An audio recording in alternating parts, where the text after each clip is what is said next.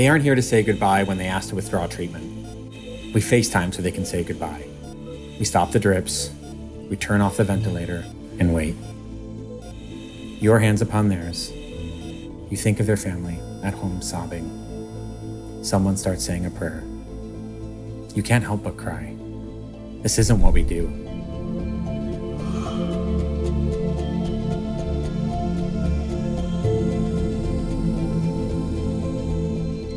Wake up at 6:30 a.m.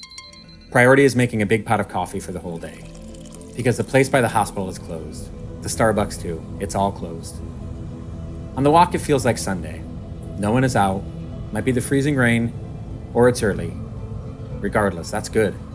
Walk in for your 8 a.m. shift.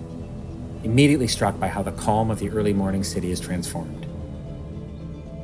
The bright fluorescent lights of the ER reflect off everyone's protective goggles. There is a cacophony of coughing. You stop, mask up, walk in.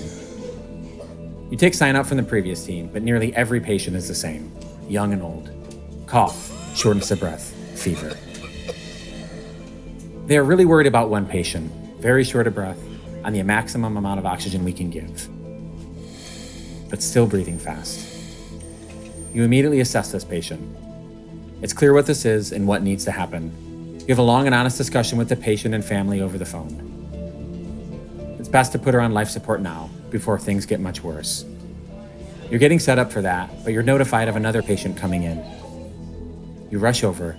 They're also extremely sick, vomiting. They need to be put on life support as well. 2 patients in rooms right next to each other, both getting a breathing tube. It's not even 10 a.m. yet. For the rest of your shift, nearly every hour you get paged. Stat notification, very sick patient, short of breath, fever, oxygen 88%. Stat notification, low blood pressure, short of breath, low oxygen.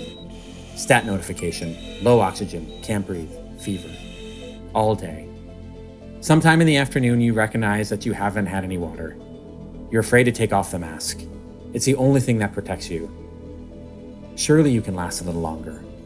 In West Africa during Ebola, you spent hours in a hot suit without water. One more patient. By late afternoon, you need to eat. Restaurant across the street is closed. Right, everything is closed. But thankfully, the hospital cafeteria is open. You grab something, wash your hands twice, cautiously take off your mask, and eat as fast as you can. Go back, mask up, walk in. Nearly everyone you see today is the same. We assume everyone is COVID-19. Where did all the heart attacks and appendicitis patients go? It's all COVID. We're all being asked to do things we've never done before. Try to predict which COVID patient will crash if you send them home and which won't. Talk to palliative care. Talk to family members. Long discussions about likely outcomes. Listen as family members sob.